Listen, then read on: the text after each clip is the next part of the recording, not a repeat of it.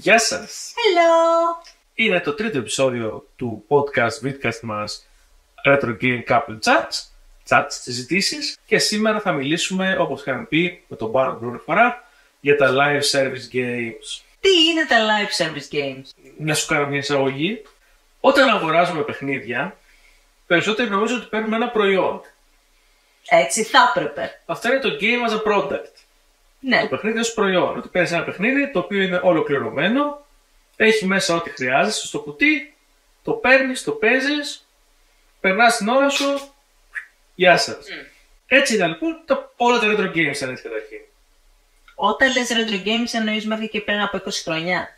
Ναι, πάνω κάτω. Περίπου. Τα έπαιρνες, εντάξει, έβγαιναν να τα πάτσεις βέβαια, αλλά πάνω κάτω το παιχνίδι το έπαιρνες και ήταν αυτό που έπαιρνες. Χρυσές εποχές. Τώρα τελευταία, ειδικά τα τελευταία 10 χρόνια και τα τελευταία 3 χρόνια ακόμα περισσότερο που έχουμε όλοι ίντερνετ, ας πούμε, εισαγωγικά. Και κάθε χρόνο και χειρότερα και κάθε χρόνο και περισσότερο, ναι. Έχουν αρχίσει και, για κάποιο περίεργο λόγο που θα εξηγήσω μετά, έχουν μεγάλη απήγηση στις εταιρείες τα live service games. Τα live service games είναι παιχνίδια τα οποία δεν τα αγοράζεις και τελειώνεις εκεί και τα πήρες και τέλος. Είναι ένα παιχνίδι που το αγοράζεις Ξανά. και Ξανά. Όχι.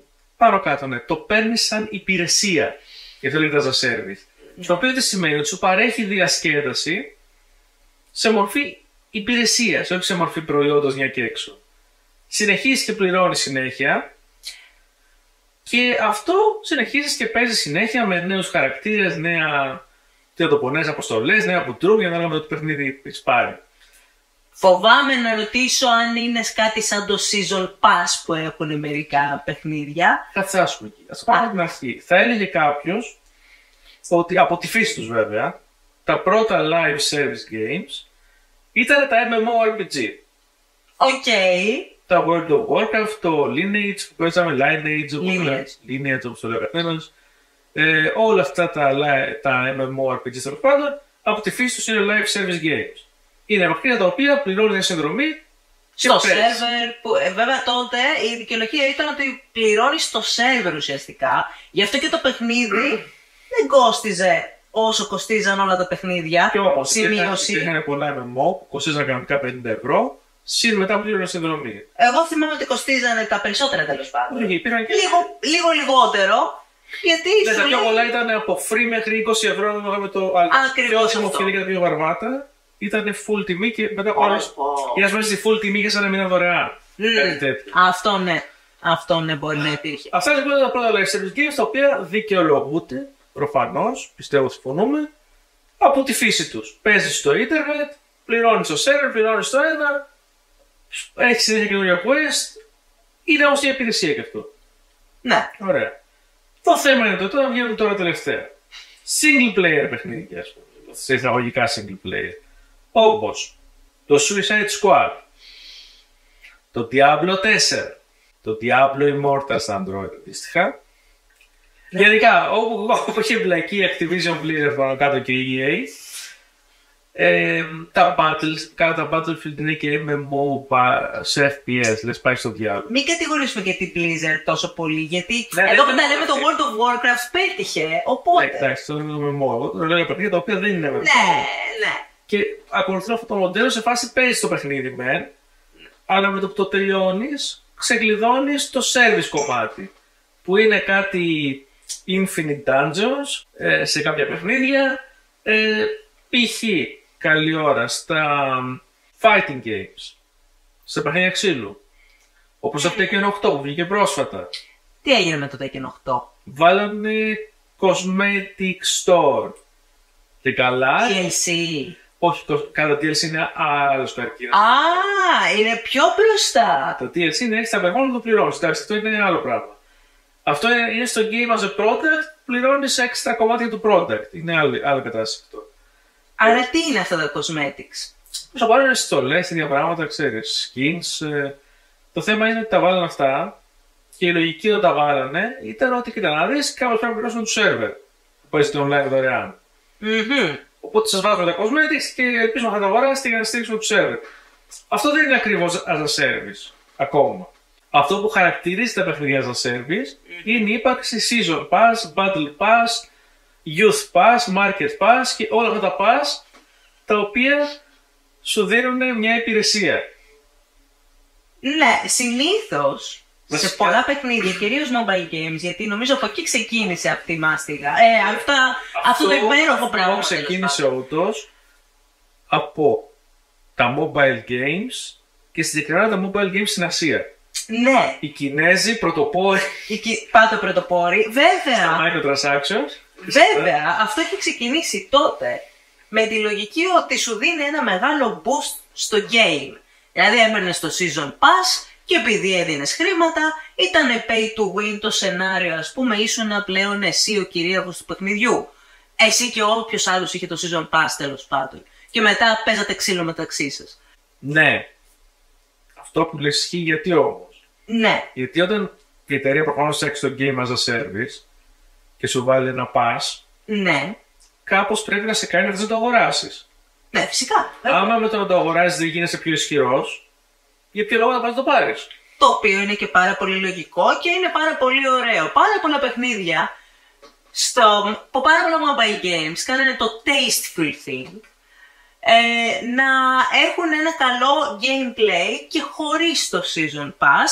Φυσικά είναι handicapped, φυσικά δεν είναι ό,τι καλύτερο σε σύγκριση με το έχοντας το Season Pass ή το κάθε Season Pass, αλλά μπορείς να απολαύσεις το παιχνίδι κανονικότατα και χωρίς να δώσεις extra cent.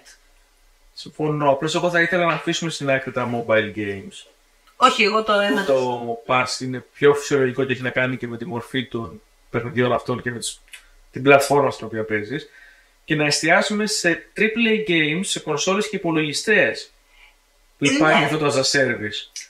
Εδώ ήθελα όμως να πω ότι μάλλον λόγω αυτής της μεγάλης επιτυχίας ξεκίνησε αυτό με τα AAA παιχνίδια. Προφανώς, γιατί πήγε ο μανατζαρέος στο γραφείο μια μέρα εκεί. Στην Blizzard καλή ώρα. Αφεντικό μου μια ιδέα. Ναι, ρε παιδιά, λέει. Ρε παιδιά. Κοιτάξτε τώρα, αυτοί οι τσούφλιδες στα κινητά βγάζουν εκατοντάδες εκατομμύρια, τα πουλάνε pass και cosmetics. Και εγώ έχω εδώ τώρα το bundle, πώς λέγεται, Call of Duty και τις λοιπές παπαριές αυτές τις FPS. Τα υπέροχα αυτά παιχνίδια τα FPS. Ναι, έχω το Overwatch, ξέρω εγώ, εδώ και κάθεται. Και έρχονται και παίζουν τσάμπα. Και εντάξει, δηλαδή κάνουν τουρνουά τέτοια. Και εμείς εδώ τι κάνω, πώς θα βγάλουμε λεφτά? Εμείς το πουλούσαμε 60 ευρώ, βγάλαμε 10 δις και τελείωσε εκεί. Όχι, όχι παιδάκια. Θα βάλουμε και εμείς pass, θα βάλουμε και εμείς service. Και βασικά η λογική των μανατζαρίων προφανώς στις εταιρείες είναι γιατί να το πουλήσουμε, να βγάλουμε ένα καλό παιχνίδι μια και έξω και να βγάλω, ας πούμε, 500 εκατομμύρια ευρώ τις πωλήσεις και να μην το κάνουν σαν τους μάγκες στα κινητά που βγάζουν 50 εκατομμύρια το μήνα από το game as a service μοντέλο. Το θέμα είναι ότι αυτό δεν κάθεται πολύ ωραία για μένα, γιατί στα κινητά δεν αγοράζεις παιχνίδι 70 ευρώ. Η αλήθεια είναι. Στα κινητά το παίρνεις τσάμπα. Όλα τα παιχνίδια στα κινητά είναι τσάμπα, όλα. Ή έχουν τέλος πάντων ένα σχετικά ευτελές ποσό συγκριτικά. Δεν ξέρω εγώ ότι έχω παίξει ένα τσάμπα όλα. Υπάρχουν παιχνίδια δωρεάν ή σχεδόν δωρεάν, δηλαδή ξέρω να αφαιρέσεις τις διαφημίσεις ή whatever. Ναι, okay.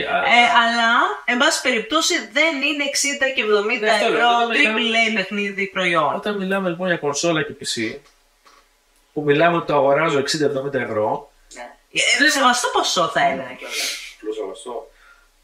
Ειδικά για πολύ πετυχημένα παιχνίδια AAA τα οποία σίγουρα θα αγοραστούν από σχεδόν κάθε gamer. Ναι, από πολλούς ευρώ, πάρα πολλούς. Δεν θα έχουν πολλές πωλήσεις. Δεν μπορείς τώρα να μου λες ότι εγώ πήρα το παιχνίδι 70 ευρώ και δεν τελειώνει επί της ουσίας, αλλά μετά μπαίνει σε ένα infinite loop που θα πρέπει να παίζω για πάντα. Απ' την άλλη, να πούμε το θετικό, αν είσαι τρελός με το παιχνίδι, τρελός όμως, αυτό είναι τρομερό boost για σένα. Τρομερό, δηλαδή λες έδωσα και 70 ευρώ, αλλά και θα δίνω και άλλα 10 το μήνα και θα παίζω για πάντα αυτό το παιχνίδι που τρελαίνομαι και μου στάρω να παίζω. Αλλά όλα αυτά τα παιχνίδια βγήκαν τελευταία, και το Avengers της Marvel, και το Suicide Squad, και το Diablo 4, και πολλά ακόμα. Λέω εγώ τώρα γιατί θα θυμάμαι που τα είδα πρόσφατα πάλι. Σχεδόν όλα αυτά, μέσα στους πρώτους 2 μήνες χάσανε το 95% των παιχτών. Βεβαίως. Τι έγινε αυτό? Βεβαίως. Θα σου πω, γιατί προφανώς δεν ήθελα να πληρώνω το pass.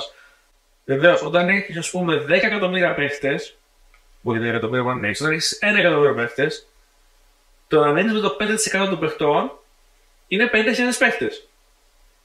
Ναι. Δεν είναι ένα μικρό ποσό, γιατί αν ο καθένας κάνει 10 ευρώ, είναι μισό μοίριο το μήνα στην τσιπούλα. Πάλι win-win θες να πεις. Ενώ ότι πάλι η εταιρεία και που βγαίνουν οι δημοσιογράφοι και λένε Α, το παιχνίδι έχει χάσει 95%, Τα χρήματα τα πήρανε. μισό μοίριο το μήνα φτάνουν για να βγάλουν μισθούς και συντάξεις και να βγάλουν για content. Δεν είναι παράλογο δηλαδή. Από την άλλη, έχοντας, θα μπορούσαν να δώσουν πολύ περισσότερα εάν δεν είχαν ίσως την πολιτική που χρησιμοποιήσανε για αυτά τα παιχνίδια. Για ποιο λόγο λοιπόν, εδώ έρχομαι εγώ στο ερώτημα, για ποιο λόγο φύγανε αυτοί οι παίκτες? Τι τους όθησε να φύγουν πέρα από το γεγονός ότι έπρεπε να έχουν ένα season pass? Δηλαδή, ήταν αναγκαίο να το έχεις για να παίξεις? Όχι. Οι περισσότεροι πιστεύω απλώς πήραν το παιχνίδι να το παίξουν μια φορά. Δεν τους ενδιαφέρει να μπουν στο τρυπάκι να το παίζουν για πάντα. Α, γι' αυτό λοιπόν και στο μήνα πάνω χάθηκαν. Ναι, επίσης, τι γίνεται, πολλά από αυτά τα παιχνίδια για να προωθηθούν μπαίνουν σε αυτά τα pass, άλλα pass αυτά. Το MSN Pass και το PlayStation Pass, το Xbox Pass. Ναι. Οπότε τα παίρνουν σχεδόν όλοι οι παίχτες δωρεάν επειδή πληρώνουν το pass. Ναι. Και οπότε και μετά που βγαίνουν από το pass, δεν θέλουν να τα παίξουν άλλο. Τώρα εγώ δεν έχω καμία επαφή με αυτά τα pass, γιατί στο PC δεν ξέρω αν υπάρχει κάτι ανάλογο. Ίσως το Microsoft Pass να είναι και στο PC, δεν ξέρω. Αυτό που θέλω να πω λοιπόν είναι ότι θετικά του συστήματος. Ναι. Θετικό είναι ότι η εταιρεία βγάζει λεφτά όντως. Και γι' αυτό το κάνουν όλο και περισσότερες. Δηλαδή οι εταιρείες δεν είναι ηλίθιες. Άμα δεν βγάζανε κοκοψίνια και κοκοκόψαρα όπως τα λένε, τα βιβλία εκεί, δεν βγάζανε το. Αν δεν παίρνανε κοκό.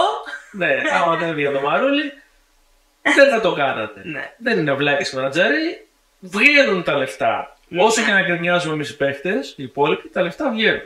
Υπάρχουν φάλαινες που ξερνάνε την ψαρίλα. Και όταν δεν υπάρχουν φάλαινες, πάντα υπάρχει ο παίκτης ο οποίος το πήρε και όσο και να απογοητευτεί και μετά το προϊόν το έχει πάρει. Ναι, αλλά αυτό δεν είναι το ποσό που ενδιαφέρει τις εταιρείες. Τις εταιρείες ενδιαφέρει το μετά, το long tail, λέω.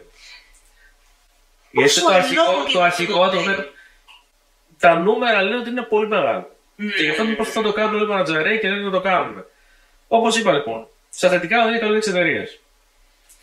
Στα τέσσερα θετικά δεν είναι καλό για τους παίκτες που λατρεύουν το παιχνίδι. Στο τρίτο είναι ότι μερικά παιχνίδια, π.χ. Diablo 4, έχουν μια ευκαιρία όταν έχουν τόσο μεγάλη ανάπτυξη να γίνουν πολύ καλύτερα. Εννοείς εσωτερικά, σαν παιχνίδια? Δεν εννοώ τώρα, ας πούμε, το Diablo 4 που είπα καλή ώρα, ανακοίνωσε ότι στο αυτό το season θα κάνει μια ολική αναβάθμιση στο πάντο με βάση ότι ζητάνε οι χρήστες. Στο loot, στο crafting, στα πάντα. Ένα update τέλος πάντων. Ναι, αλλά θα αλλάξει εντελώς το μηχανισμό του παιχνιδιού. Όχι απλώς patching, μιλάμε για τεράστιο upgrade. Ναι, αυτό δεν θα μπορούσε να γίνει. Δεν θα γινόταν ποτέ αν το παιχνίδι είχε βγει και σε ένα μήνα, ας πούμε, το είχαν παίξει, το είχαν παίξει, το παρατούσατε. Είναι επειδή συνεχίζουν και το παίζουν 4-5 μήνες μετά, 6 πόσους έχουν περάσει που βγήκε, που γίνεται αυτό. Οπότε βελτιώνεται και αυτό μπορεί να είναι καλύτερο και για τους πιο καινούριους παίκτες. Ναι. Άμα θέλουν να μπουν να το δουν σαν εμπειρία. Ακριβώς. Μάλιστα. Εδώ έρχεται βέβαια και το πώς κάθε εταιρεία εφαρμόζει αυτή την πολιτική. Πόσα από αυτά τα παιχνίδια έχουν πετύχει και είναι όντως καλά? Ας πούμε, τώρα έφερε στο Diablo σαν παράδειγμα. Το Diablo είναι ένα καλό σενάριο, ειδικά από τη στιγμή που έκανε αυτό το update ή που ανακοινώθηκε αυτό το update. Ποια άλλα παιχνίδια θα μπορούσαν να το έχουν αυτό, ή δεν το έχουν αυτό, ή το κάνανε αυτό? Θα σου πω, η πιστή μου μηχανή αναζήτησης θα σου πει αμέσως. π.χ. Live Service Games, Apex Legends, Destiny 2, Fortnite, Rocket League, Genshin Impact, Grand Theft Auto Online, Overwatch 2, Sea of Thieves, Path of Exile, Warframe, Dota 2, Fall Guys. Αυτά είναι, σύμφωνα με την αναζήτηση εδώ, τα 10-15 μεγαλύτερα. Τα μεγαλύτερα service games που αναπτύσσονται συνεχώς. Η αλήθεια είναι ότι το Genshin, το Apex και κανένα δυο άλλα που είπες τα έχω ακούσει. Από πολύ πιο καινούργια, το Helldivers 2 που βγήκε τώρα πριν από 2 εβδομάδες. Okay. Το Warframe. Το League of Legends θεωρείται live service. Βέβαια είναι MOBA, οπότε για μένα, όπως είπα, όλα τα multiplayer είναι από τη φύση τους live service. Αυτό ήθελα να πω τώρα. Επειδή είπες και για το Overwatch, θεωρώ ότι αυτά τα παιχνίδια δεν είναι ακριβώς live service games. Ναι, εντάξει. Θεωρητικά, σύν ότι ξεκινάς να τα παίζεις και δωρεάν, δεν πληρώνεις το προϊόν και μετά πληρώνεις το pass. Δηλαδή αυτά μπορείς να τα παίξεις και δωρεάν, και το League of Legends και το Genshin Impact και κάνα δυο άλλα. Το θέμα είναι τι παίρνει το δωρεάν. Με το δωρεάν σε πληροφορώ παίρνεις πολλά. Πολλά αυτά που σου παίρνει ήταν και single player. Όλοι απλώς συνεχίζουν και έχουν ένα live service. Ναι. Το ερώτημα το μεγάλο είναι τώρα. Στα αρνητικά. Τα θετικά τα είπαμε. Πάμε τα αρνητικά. Όταν η εταιρεία κάνει ένα παιχνίδι live service με το ζόρι, είναι καλό για τους παίχτες? Εγώ νομίζω πως δεν είναι. Γιατί τα mechanics που πρέπει να βάλεις για να γίνει ένα παιχνίδι live service, που είναι, πρέπει να είναι λίγο, πώς το πω, άδικα εισαγωγικά, να το πούμε. Ναι. Δηλαδή για να γίνει ένα παιχνίδι live service πρέπει να έχει μια συνεχή πρόκληση που συνέχεια θα αυξάνει, που συνέχεια δεν θα φτάνει αυτό που έχεις για να χρειάζεται να πρέπει στο καινούριο. Όταν λοιπόν βάζει το ζόρι τέτοια mechanics σε ένα παιχνίδι, ναι, το single player γίνεται και επαναλαμβανόμενο πολλές φορές, όπως έχουν αποδείξει π.χ. το Avengers και το Suicide Squad. Ναι. Και δεν είναι ευχάριστο. Σε ένα single player παιχνίδι θέλεις μία λήξη, πώς το πω. Θέλεις μία conclusion, ένα επίλογο. Είναι αυτό που λες ότι μερικές φορές χτυπάς το paywall. Π.χ. το Genshin Impact που δεν έχει single player, που δεν τελειώνει. Θεωρητικά. Είναι single player, αλλά δεν τελειώνει. Όλα αυτά τα σπόγιο. Είναι κινέζικη, νομίζω. Είναι κινέζικη. Φυσικά. Είναι φτιαγμένα από τη φύση του να είναι live service από την αρχή. Βλέπω ότι απλώς είσαι σε μια αέναη ιστορία. Δηλαδή βλέπω βίντεο κανάλια στο YouTube που παρακολουθώ που το παίζουν αυτό το παιχνίδι χρόνια. Πολλά χρόνια. Έχει αρκετά. Και βγάζουν κάθε δεύτερη μέρα βίντεο. Που συνεχίζει το story. Καινούριο. Και το story δεν τελειώνει ποτέ. Βέβαια οι Κινέζοι με το story, επειδή το έχουν κάνει optimize αυτό και το έχουν πιο πολλά χρόνια από εμάς, το έχουν φτάσει σε ένα σημείο τελειότητας. Δηλαδή για μένα το Genshin Impact είναι τέλειο live service. Θεωρώ είναι peak. Γιατί σου δίνει συνέχεια διαλόγους, υπόθεση, δεν είναι απλώς μια λούπα. Σου δίνει κάτι. Ναι, δεν είναι στο Diablo Immortal που είναι μια λούπα μετά. Και στο δίνει και δωρεάν. Ναι, υπάρχει μια επαναλαμβανόμενη κατάσταση αν δεν έχει τα season pass, αλλά είναι ελαφριά σε σύγκριση με άλλα παιχνίδια που έχω δει. Έχεις δηλαδή να κάνεις πράγματα, είναι αρκετά open world.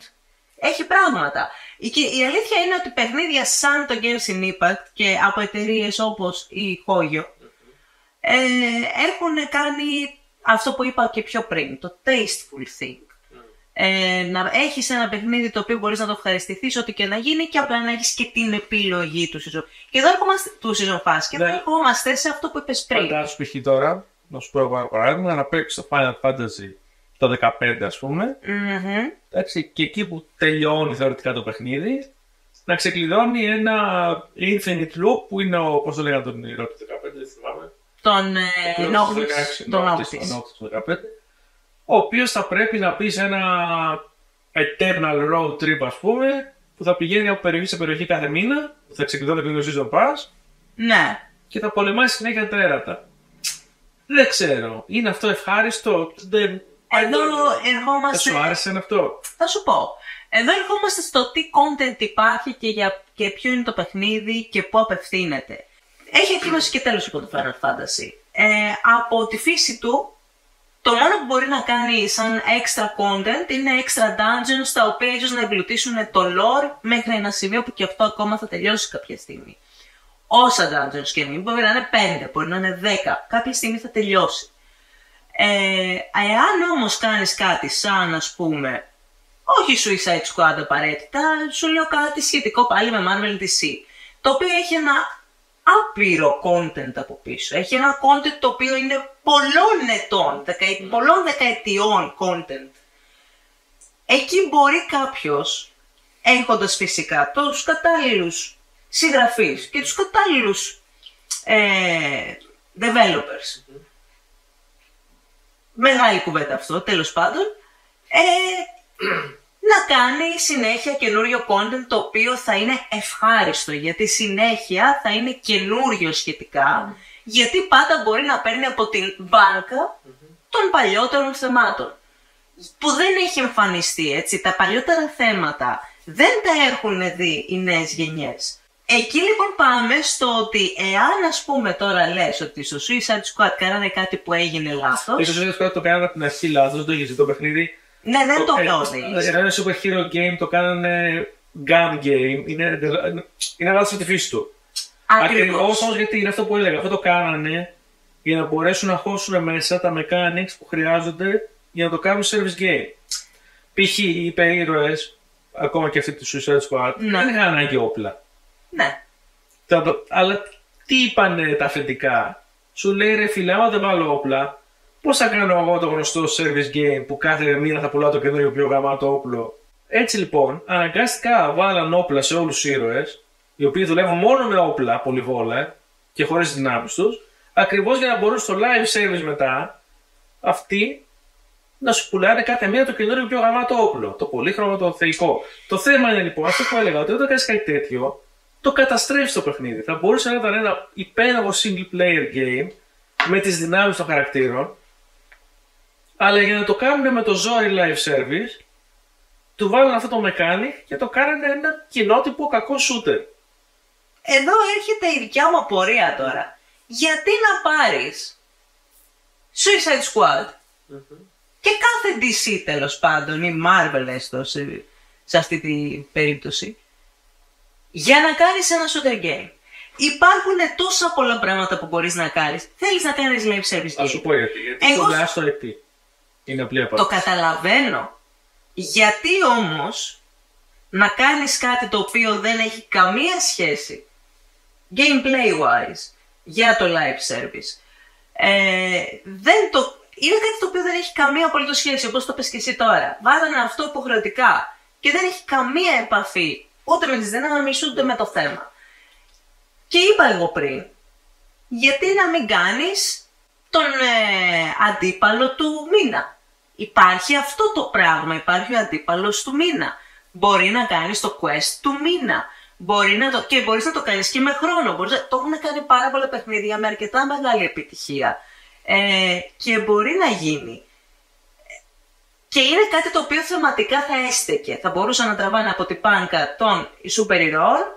Ναι, και να υπάρχουν άπειροι περίεργες ιστορίες. Και υπάρχουν και άπειροι τρόποι να κάνεις ένα παιχνίδι. Δηλαδή, εδώ τώρα μου λες ότι ουσιαστικά κάποιος μάνατζερ είδε μια ιδέα, δεν είχε φαντασία να πάει παρακάτω, δεν έβαλε κάποιον συγγραφέα ή κάποιον άνθρωπο να του πει ότι κοίτα να δεις μπορούμε να το κάνουμε με ΑΒ τρόπο. Είπε όχι, είδα αυτό, δουλεύει, θα κάνω αυτό. Ναι, ο άνθρωπος είπε, προφανώς πήγε στο board και είπε παιδιά, έχουμε ένα δυνατό IP, κοιτάξτε τι πουλάει, τα όπλα στο Warzone ας πούμε, whatever, θα τα φέρουμε κι εμείς. Και θα γίνει επιτυχία. Φαντάζομαι εκείνο το meme που είναι ο άλλος στη γωνία, μα δεν έχει καμία σχέση με Κάτω το παράθυρο. Ναι, αυτό. Γενικά οι managers έχουν κάνει πολλές βλακίες. Ένα πρόβλημα, ας πούμε, το οποίο δεν βλέπουμε τώρα. Υπήρχε, ας πούμε, κάποτε το MMORPGs. Okay. Αυτά σου προσφέρανε κάποια πράγματα, όπως το να παίζεις μόνος σου και μετά σου άνοιγε τον κόσμο και σου έλεγε ορίστε. Πλήρωνες εσύ. Τα έδινες τα λεφτάκια σου. Αλλά τουλάχιστον ήξερες ότι θα παίζεις ξανά και θα υπήρχαν τα επόμενα quest, τα επόμενα expansions, είναι τα expansions τότε. Και τα updates και τους νέους servers και ό,τι άλλο έβγαινε τότε. Και σου έλεγε, το έφτασες ξέρω 80-100 level, ποιο level έφτανε ο καθένας. Και σου λέει τώρα μπορείς να παίξεις ξύλο με τους άλλους, να πάτε με ένα μεγάλο raid, να κάνετε άλλα quest, Το Final Fantasy 14 που το τερμάτισε, ας πούμε, αυτό το φαινόμενο, γιατί έπαιρνε από την μπάνκα του, εδώ έρχεται και άλλη μπάνκα που σου είπα πριν, έπαιρνε από την μπάνκα του με τα προηγούμενα stories και έφερνε όλα τα bosses από τα προηγούμενα Final Fantasy. Οπότε δεν καταλαβαίνω, εφόσον αυτή η στέλνη έχει γίνει, έχει πετύχει, τι πήγε λάθος? Κατά τη γνώμη μου, το λάθος ήταν όταν πήγε να κάνεις παιχνίδια που δεν είναι MMO, να ακολουθήσω αυτή τη συνταγή. Οπότε το σκεπτικό σου είναι ότι επειδή έγινε στα retro MMO και πέτυχε και συνέχισε στα moderna MMO, Ναι. ότι δεν θα έπρεπε να πετύχει στα υπόλοιπα. Όχι, πιστεύω ότι εταιρείες όπως η Hoyo πήρανε το μοντέλο του MMO και το εξελίξανε με το δικό τους περίεργο τρόπο. Και φτιάξανε το μοντέλο που φτιάξανε το live service gaming και το τερματίσανε, το κάνανε καταπληκτικό. Ο κόσμος ζητάει κι άλλο, ακόμα και όταν ξέρει ότι μπορεί να μιλάει με σχεδόν τίποτα πίσω.